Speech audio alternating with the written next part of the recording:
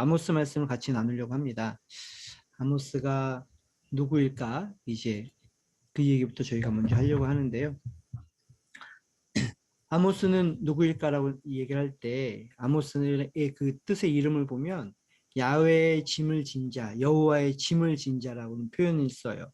이 아모스라는 이 이름 자체에는 하나님이 주신 어떤 짐을 맡은 자라고 얘기할 수 있는 거죠. 정말 아모스서를 보면 그의 직업과는 상관없이 갑자기 하나님이 그에게 말씀하셨고 그 말씀에 대한 반응으로 어떤 일들을 하게 되는데 그가 평생 살아왔던 일과 다른 어떤 일들을 하게 되는 것들을 볼 수 있는 게 아모스의 내용입니다. 다른 선지자와 달리 아모스는 직업을 가지고 있던 선지자였어요. 그 전에는 다른 선지자들 얘기하면서 뭐라고 얘기하냐면 누구의 아들이고 어떤 제사장의 아들이며 어떤 반열을 따랐어 라고 이러는 것들이 그의 배경으로 설명이 되거든요. 주로 선지자들이 어떤 배경에서 어떤 훈련을 받았고 어디에서 어떻게 살았던 사람이야 라고 이야기하는데 아모스에 대한 표현을 보니까 세번역 성경에서 보니까 그리고 그 다른 성경을 보면 일단은 목자라고 얘기를 해요. 짐승을 먹이는 사람이었다라고도 얘기하고 또 하나는 돌 무화과 나무, 상수리 나무를 가꾸는 사람이었다라고 이야기를 합니다. 그러니까 이 사람의 선지자로서 나타나기 전에 직업은 목자였고 예, 그 나무를 키우는 사람이었습니다. 그래서 많은 사람들이 생각하는 거죠. 이 아모스가 어떤 사람이었을까? 목자고 나무를 가꾸는 사람이니까 당시에는 노동자 계층에 속했다고 생각을 했어요. 그래서 오늘 말씀 나누기 전에 김인성 목사님이 기도한 것처럼, 아, 이 사람들은 흙수저의 사람이었구나. 아모스는 아버지가 유명한 사람도 아니고, 아니, 어떤 사람도 아닌 정식으로 그런 교육을 받지 않은 사람이다라고 이야기할 수 있습니다.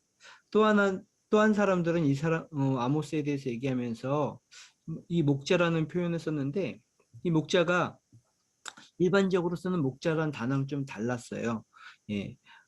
그냥 일반 목자를 쓸 땐 로에라는 히브리어를 썼는데, 여기서 쓰였던 목자는, 노케드라는 단어를 사용했거든요.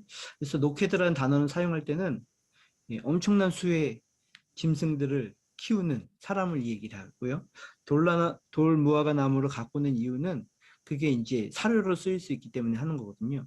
그래서 한편으로는 아모스가 어느 정도 재력을 가지고 있는 사람이었다. 뭐 이렇게 해석할 수도 있습니다. 근데 중요한 것은 이 아모스를 얘기하면서 제일 먼저 얘기할 수 있는 것은 그가 예언자도 아니었고 그의 부모가 제사장의 계열도 아니었고 종교적인 훈련을 받은 사람이 전혀 아니었다는 거죠.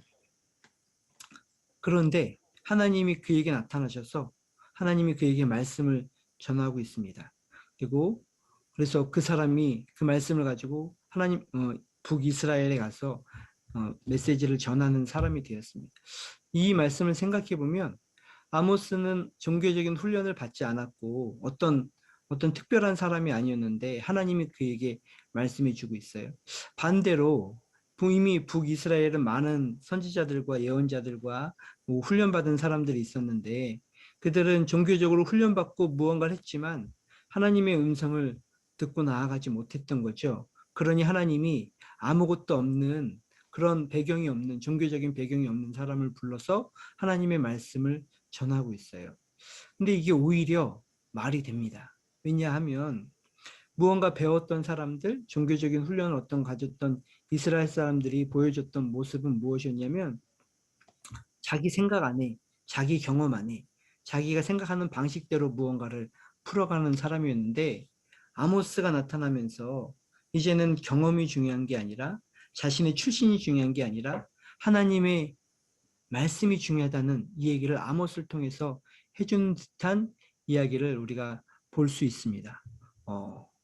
그래서 어떤 것으로 살아갈 거냐? 내가 지금 배웠던 것, 내가 가지고 있는 출신으로 살아갈 거냐? 아니면 이 아모스처럼 흙수저였다면, 아니면 또 돈을 어느 정도 번 사람이었다면 상관없이 자신의 출신과 배경이 아닌 하나님의 능력으로, 하나님이 하신 말씀으로 살아갈 사람이냐? 이게 이제 이 아모스 전체에 흐르는 내용이었습니다. 많은 사람들은 자신의 가진 것과 자신의 능력으로 살아가는 것이 당연하다 생각했는데 아무것도 없는 것 같은, 아니면 종교적 훈련을 받지 않았지만 하나님에 의해서 살아가기로 결심했던 아모스, 둘 중에 누가 하나님 앞에 제대로 된 선지자일까라는 생각을 먼저 하게 되는 말씀이 아모스의 말씀입니다. 아모스는 사실은 요엘서보다 먼저 쓰여졌습니다. 어쩌면 성경에서 선지서 중에 가장 먼저 쓰여진 성경이 아모스서입니다. 왜냐하면 시기적으로 제일 앞선 사람이었기 때문입니다. 이사야 시대에 호세아보다도 더 먼저 같은 시대에 예언을 한 사람이었지만 무언가 글로 남기던 첫 번째 사람이 아모스였습니다. 그래서 이 아모스를 보기 위해서는 당시의 상황을 봐야 되는데, 당시 이스라엘은 북이스라엘과 남유다로 이렇게 나눠져 있던 상태였고요. 아모스가 활동했을 때의 왕은, 이스라엘은 여로보암 2세 왕이 통치하고 있었고, 유다는 우시아 왕이 통치를 하고 있었습니다. 지금 이 상태에서 아모스는 유다에 태어난 사람이에요. 드고아라는 지역에, 유다의 남쪽에 있는 지역에 태어난 유다에 속해 있는 사람이었죠. 그런데 하나님이 이스라엘에 가서 이스라엘 사람들에게 예언을 해 그들에게 말씀을 전해주라고 얘기를 해서, 아모스가 평생 목자와 또한 나무를 키우던, 가축을 키우던 사람이었는데 어느 날 이스라엘에 가서 잠깐 말씀을 전하고 온 거예요. 마치 선교여행을 갔던 것처럼 북이스라엘에 가서 그들에게 말씀을 전하고 온 것이 아모스의 내용이었습니다. 그러면 그 당시의 상황이 중요한데, 그 당시의 상황을 보면 저 위에 제가 표현하지 못했지만 아시리아라는 아주 강대국이 북쪽에 자리를 잡고 있었어요. 그리고 밑에는 이집트라는 큰 나라가 자리를 잡고 있었습니다. 그런데 여로보암 2세와 우시아 왕 시대에 아시리아와 이집트가 내적으로 문제가 있었던 시기였습니다. 그러다 보니 밖의 일에 대해서 신경 쓰기보다는 자기네 안의 일에 신경을 써야 되는 거죠. 그러다 보니까 절호의 기회가 온 겁니다. 아무도 그들을 방해하는 세력이 없어지게 된 거죠. 위에서 자꾸 공격해 왔고 밑에서 자꾸 공격해 왔었는데, 그들을 공격하는 나라가, 자기들 나라가 바쁘다 보니까 공격하지 못하게 돼서 안에 있는 기회를 삼아서 이들이 발전하게 되는데요. 지금 보시는 것처럼 이 시대에 남유다와 북이스라엘은 영토 확장을 제일 많이 했습니다. 그래서 정탐꾼들이 처음 땅을 밟았던 그곳까지 그들이 영토를 더 확장하게 되었고요. 그리고 여호수아가 전쟁에서 승리한 곳까지 이들은 자기의 나라들을 다시 확장할 수 있었어요.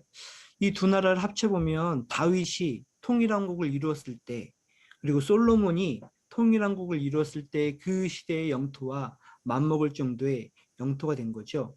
이스라엘 사람들은 다윗 때가 가장 번성했다고 생각했는데 여로보암 2세 때 아시리아와 이집트가 좀 약해지자 그들은 영토를 확장해서 그때만큼의 영토를 확장할 수 있었고요. 그 영토를 확장하게 되는 데는 강력한 국방력이 이제 강화가 됐습니다. 많은 군사를 가지고 하니까 나라가 살기 좋은 거예요.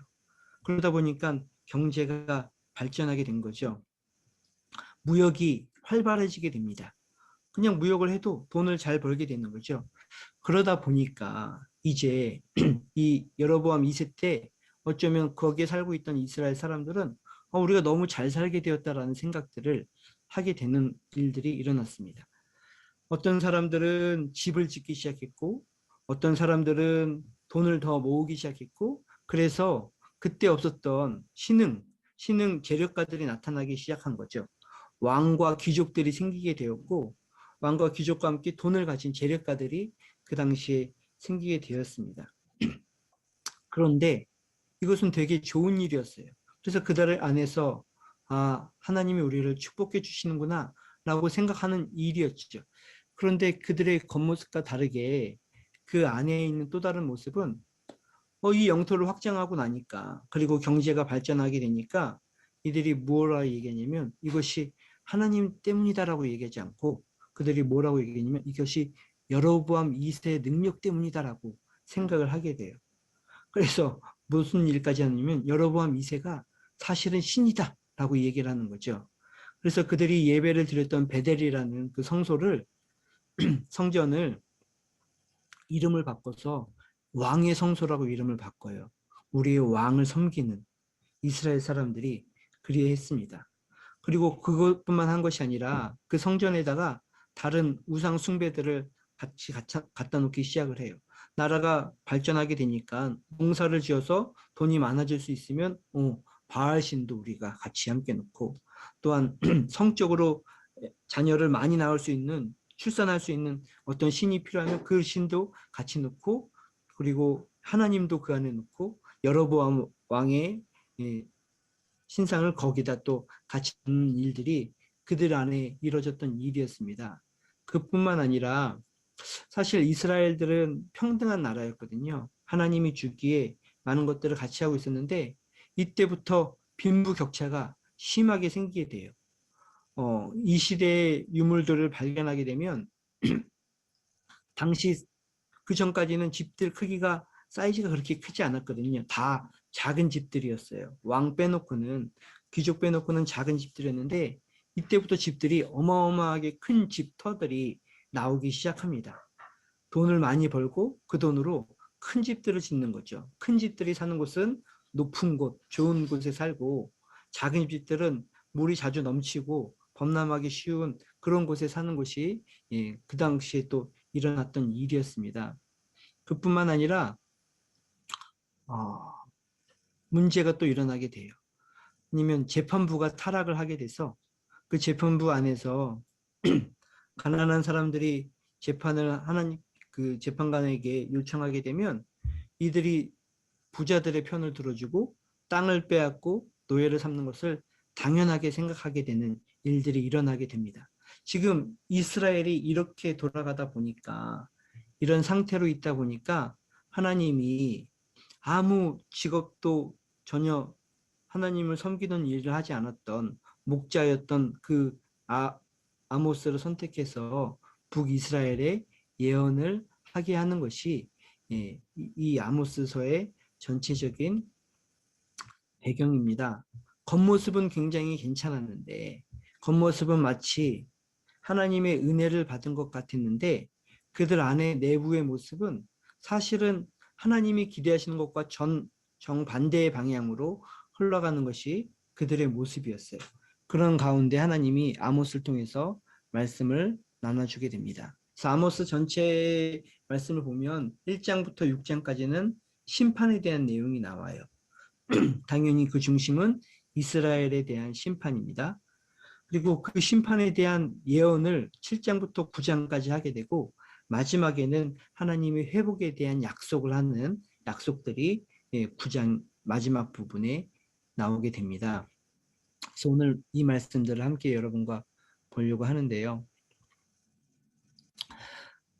아모스가 글을 쓰면서 이 글을 통해서 북이스라엘에게 말씀을 전하기 시작했는데 아모스가 참 문학적으로도 이 글을 잘 쓴 느낌을 받게 되거든요. 왜냐하면 재밌어요. 왜냐하면 이 글을 읽는 사람들을 생각해 보면 어땠을까 생각해 보게 되는데 1장부터 아모스가 이야기합니다. 나는 드고에서 온 유다 남쪽에서 온 사람인데 하나님이 나에게 말씀해서 여러분에게 선포합니다라고 얘기하면서 저주들을 심판할 것이라는 것에 대한 예고를 하게 됩니다. 이 글을 제일 처음 읽었던 북이스라엘 사람들, 이 글을 읽는 사람들은 북이스라엘 사람들이었는데 그들은 이 글을 읽으면서 환호했어요. 왜냐하면 첫 번째 아람이 벌 받을 겁니다. 라고 이야기를 하거든요.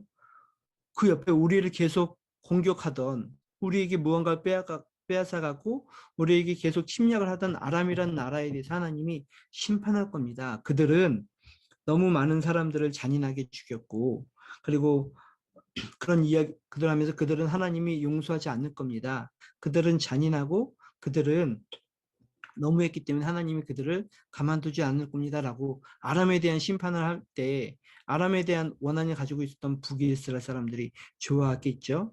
그걸 또 지나서 블레셋에 대한 이야기를 합니다. 블레셋의 죄에 대해서 서너 가지를 이제 이야기합니다.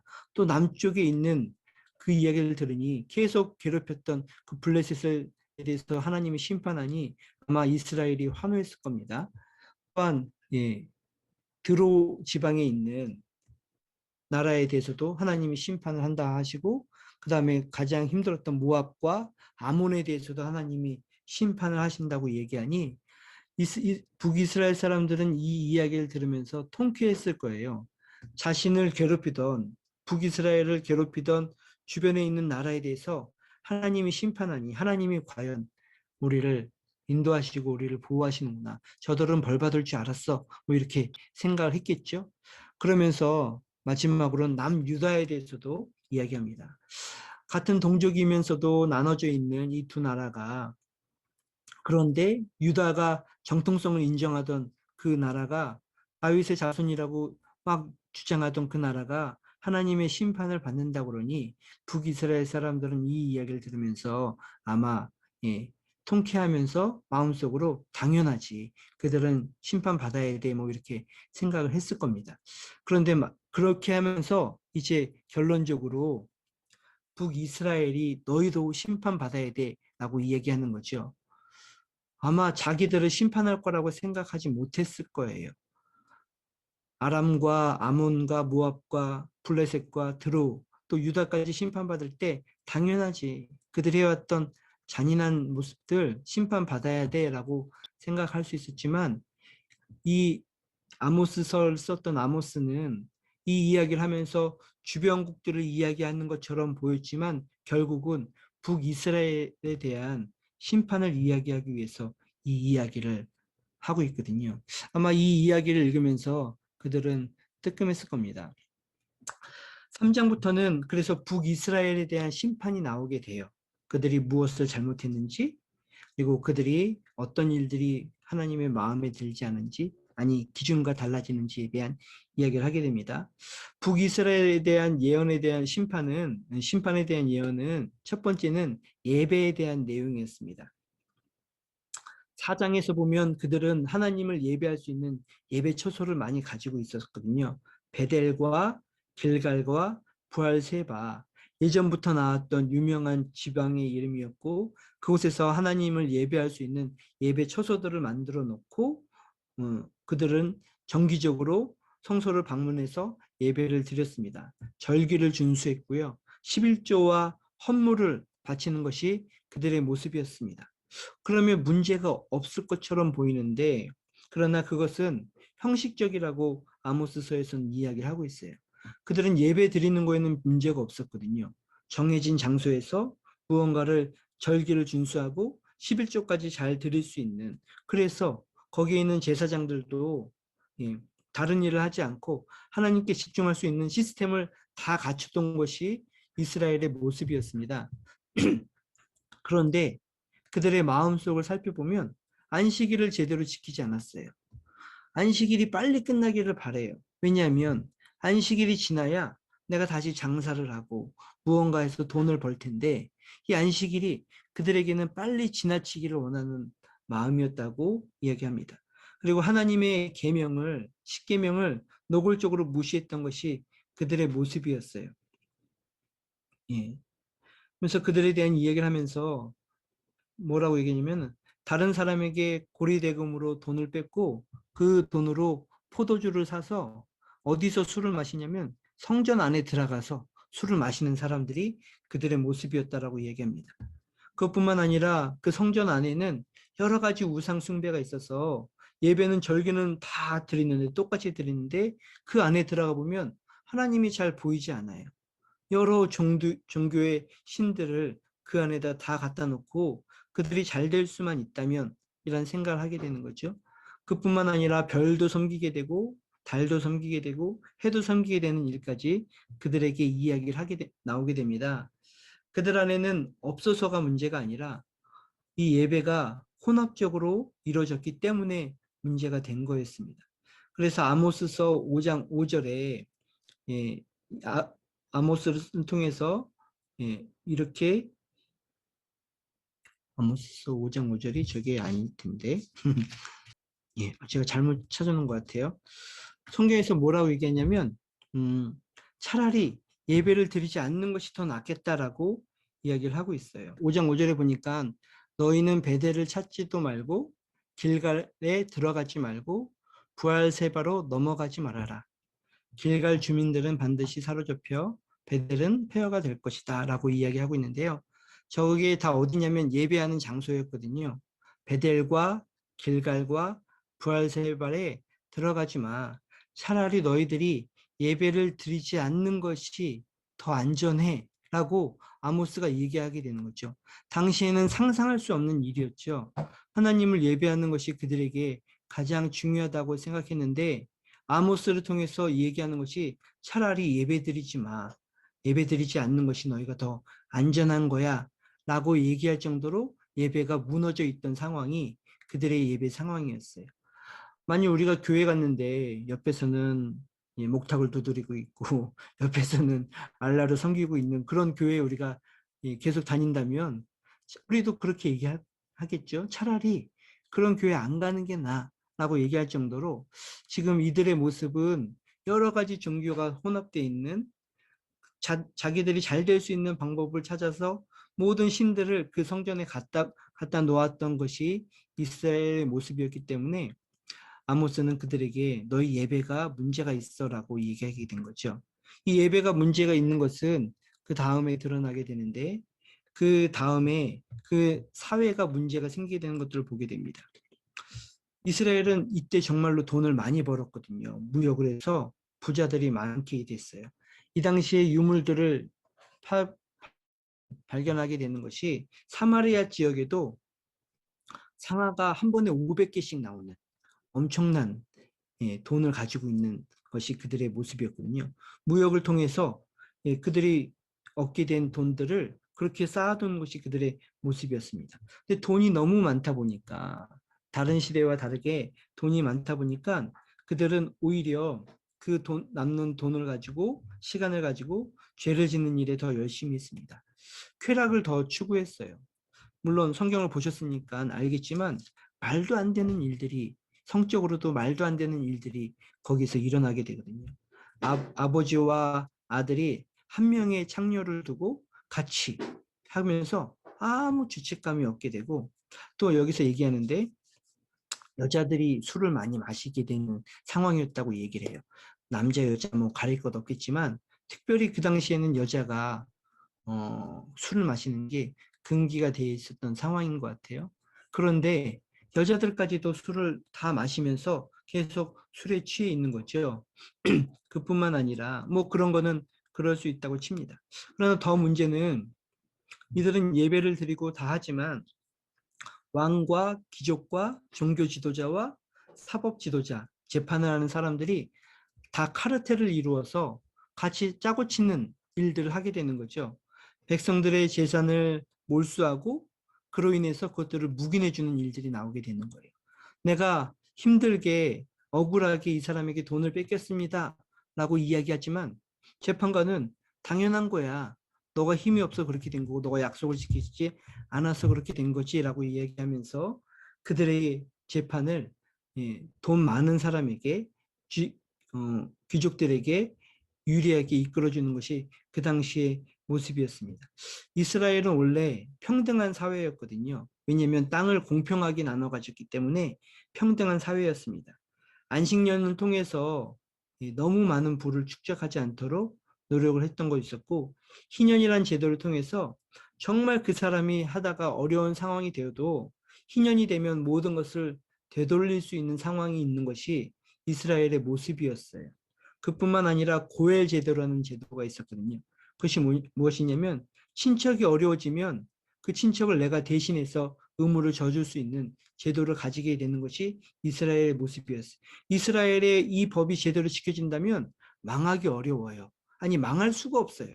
아무리 망해도 다시 하나님이 리셋되도록 그래서 모든 사람이 평등하도록 만들어진 제도가 그들 안에 법으로는 만들어져 있었고 문화로는 있었지만 아무도 그걸 지키지 않는 거죠. 왜냐하면 그렇게 되면 나의 재산이 없어지니까. 그렇게 되면서 왕과 귀족과 갑자기 돈을 벌었던 신흥 재력가들은 어떤 일까지 하게 되냐면 이스라엘 사람들을 노예로 대신 사는 일까지 하게 되는 거죠. 돈을 못 갚았으니 너가 대신 너의 자녀를 노예로 나에게 팔아 하면서 같은 민족 사람들을 노예로 쓰는 일까지 그들 가운데 일어났고 그것이 그걸 할 수 있도록 사법부가 도운 일들이 그들의 모습이었습니다. 예. 그래서 이렇게 얘기하고 있는 거죠. 아모스 5장 12절에서는 너희들이 저지른 무수한 범죄와 엄청난 죄악을 나는 다 알고 있다. 너희 의로운 사람을 학대하며 뇌물을 받고 법정에서 가난한 사람들을 억울하게 하였다라고 얘기하고 있어요.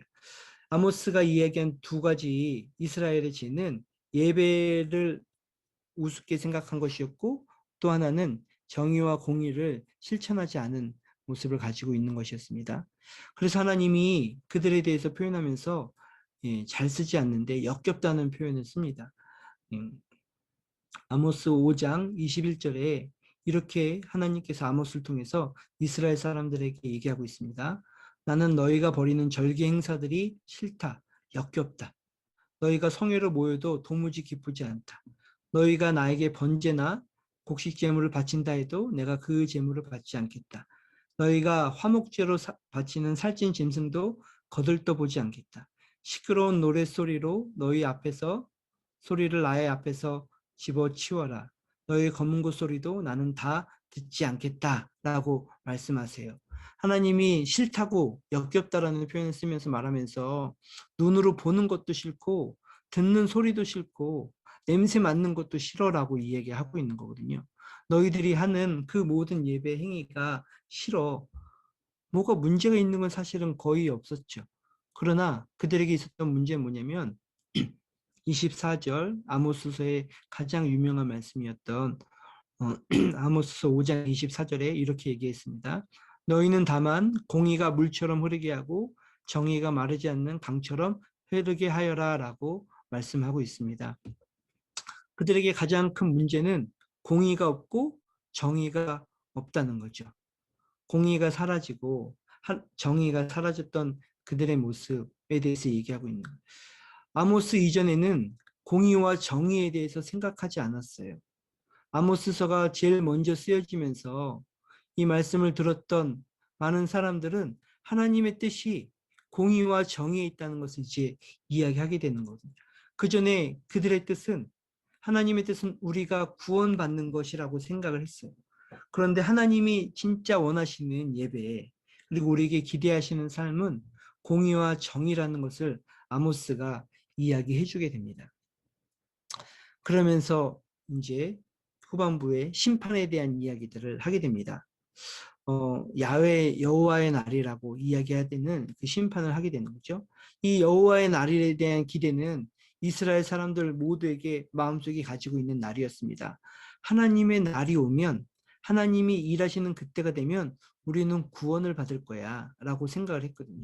왜냐하면 주변에 있던 모압이 괴롭힐 때도 있고 블레셋이 항상 괴롭혔고 아수르가 그들을 힘들게 했던 때가 있었고 예전에 이집트 뭐 이런 주변 국가들의 힘든 거 있을 때마다 그들이 의지할 수 있었던 단 한 가지는 여호와의 날이 되면 하나님의 때가 되면 우리를 그곳에서 구원하실 거야 라고 생각하던 것이 이스라엘 사람들의 생각이었어요.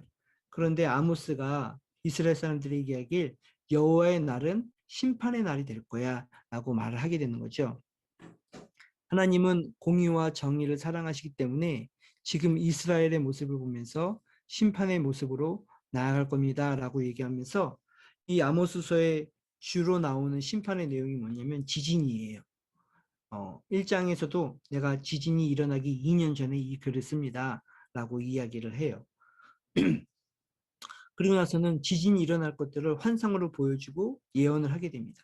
지진이 일어나면서 모든 것들이 무너지게 되는데요.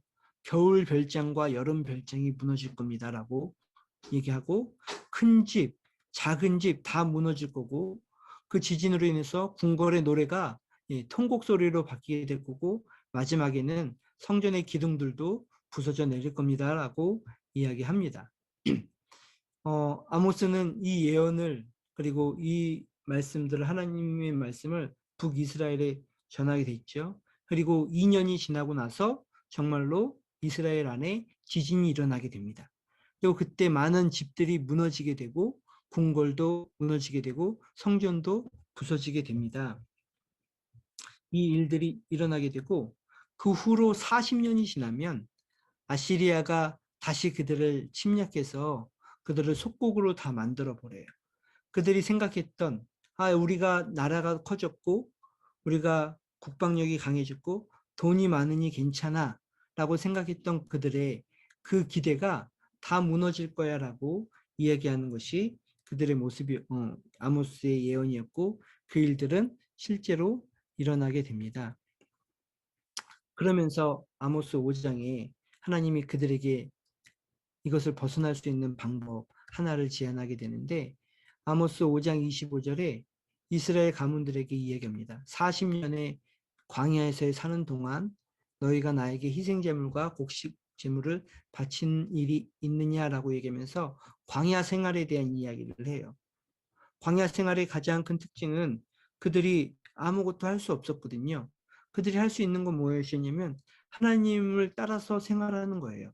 하나님이 인도하시는 대로 가보고 하나님이 계획한 대로 행동을 해보는 것, 그것이 광야 생활의 내용이었습니다. 다른 게 아니라 하나님의 말씀, 하나님이 주신 언약을 지키며 살아가면 하나님께서는 신실하셔서 하나님의 언약으로 우리를 보호하신다.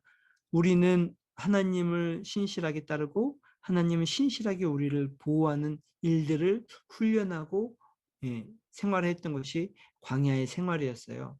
아모스는 그때 일로 그때 마음으로 돌아가자라고 이야기하고 있습니다. 아모스서를 통해서 오늘 말씀을 함께 마치려고 하는데요. 아모스서를 통해서 우리에게 얘기해 주는 것은 우리의 예배가 그리고 우리의 삶이 같이 하나로 통합되어 있는가에 대한 이야기입니다. 예배를 싫어하고 우리 예배 가운데 정의와 공의를 얘기하는 것이 하나님의 뜻이었던 거죠. 다른 말로 하면 이 아모스서를 통해서 우리가 더불어 함께 살아갈 수 있는 사람이 되는가에 대한 내용인 것 같아요. 저희 한국교회에서는 지금 로마서 말씀을 함께 묵상하고 있는데요. 로마서 말씀에 보니까 죄인들에 대한 표현들이 나오는데 그 표현이 무엇이냐면 하나님을 두려워하는 눈빛이 없다라고 이야기를 해요. 그런데 하나님을 두려워하는 눈빛이 없는 사람들에게 나타난 일은 무엇이냐면 더불어 살아갈 수 있는 능력이 없는 사람들입니다. 어떻게 살아가야 할지를 모르고 자신의 가는 길이 막다름을 알면서도 돌아갈 방법을 모르고 그래서 말을 함부로 하는 사람 그리고 함께 더불어 살아갈 수 있는 능력이 없는 사람 그래서 너보다 내가 더 낫다고 자랑만 하는 사람들의 모습을 죄인의 모습이라고 이야기를 하고 있어요. 신약에서의 내용도 그리고 예수님의 내용도 동일합니다. 우리에게 하나님을 섬김으로써 하나님을 예배함으로써 우리 마음속에 넉넉한 마음이 생기게 되는 것. 오늘 말씀에 의하면 공의와 정의가 흐르도록 할 수 있는 것이 우리의 마음인데 이 북이스라엘 사람과 남유대 사람 그리고 그 주변의 모든 나라들은 거기에 마음이 없었습니다. 내가 더 잘 살고 내가 더 어떻게 되는가에 대한 마음이 있었는데 정말 하나님이 기대하셨던 별거 아니었던 한 번도 종교적인 교육을 받지 않았지만 하나님의 음성을 듣고 하나님의 마음으로 선지자로서 했던 아모스를 통해서 우리에게 해주는 이야기는 정의가와 공의가 우리 가운데 흐르도록 하는 삶을 우리가 과연 살고 있을까라는 생각을 해보게 되는 거죠. 우리 안에 예배를 드리는데 그 예배를 통해서 우리 안에 넉넉한 마음들이 정말 생기는지 하나님과 함께 주변 사람들을 돌아볼 수 있는 마음들이 생기고 더불어 함께 살아갈 수 있는 능력이 우리 안에 키워지는지 하나님에 의해서 생각해 보는 거거든요. 천국은 나의 죄를 해결하고 혼자 가는 곳이 아니라 그곳에서도 같이 살아야 돼요. 하나님의 사람들과 더불어 함께 살 수 있는 능력을 가진 사람들이 살아가는 거죠. 교회는 예수님으로 인해서 죄에서 해방된 사람들만 살아가는 것이 아니라 성령님을 통해서 더불어 살아갈 수 있는 능력이 은사도 주어지게 되고 함께 더불어 살아갈 수 있는 성령의 열매가 주어지게 되는 것. 그 능력이 키워지는 것이 우리의 삶의 모습이라고 얘기했고 그것이 하나님의 나라라고 이야기를 하고 있는 것 같습니다. 아모스서를 통해서 우리 안에 남에 대한 마음들이 어떻게 있고 또한 함께 해가는 마음들이 더 어떻게 있는가를 생각해 보게 되는 것 같아요. 저도 한국에 있지만 예배를 사람들과 같이 못 드리거든요, 지금. 그게 꽤 오래됐고, 예, 지금 한 1년 동안 못 뵌 분들도 있어요. 예, 계속 그러다 보니까 또 아이들 학교 다니고 어떤 일들이 있다 보면 또 직업상 교회를 올 수 없는 상황들도 있다 보면 함께하지 못하게 되면서 그런데 또 마음이 멀어지니까 몸이 멀어지니까 마음 또한 예전만큼 그렇게 내가 과연 가지고 있는가라는 생각들을 좀 해보게 돼요. 우리 안에서 정말 누군가를 돌아보고 함께 할 수 있는 마음을 갖게 되는 것. 아모스는 단순하게 그걸 얘기했거든요. 우리에게 가장 큰 복은 하나님이 주신 사람들과 함께 살아갈 수 있는 능력, 아모스 말로 의하면 정의와 공의가 흐르는 것이라고 생각할 수 있습니다. 이 아모스서를 통해서 이 글을 읽었던 다음 후대의 예언자들은 이 이야기를 이제 주로 하게 돼요. 공의와 정의. 그 전에 사람들은 우리가 어떻게 구원되고 내가 어떻게 잘 될까에 대한 이야기였는데 아모스 후에 이제 선지자들은 더 큰 꿈, 하나님의 생각들을 품을 수 있는 사람이 됩니다. 나를 넘어 다른 사람을. 그래서 안식일에 대한 생각과 희년에 대한 일과 고엘 제도가 오히려 더 우리의 중심이 되게 하는 삶을 살아가게 되는 것이 아모스서의 능력이었고요. 오늘 이 말씀을 통해서 우리 안에도 정말로 누군가를 돌아볼 수 있는 교회들 되었으면 좋겠습니다. 쉽지 않은 일이지만 그것이 하나님이 기대하는 일이었고 하나님이 우리에게 바라셨던 일이었던 것 같습니다. 우리 함께 기도하기 원하는데요.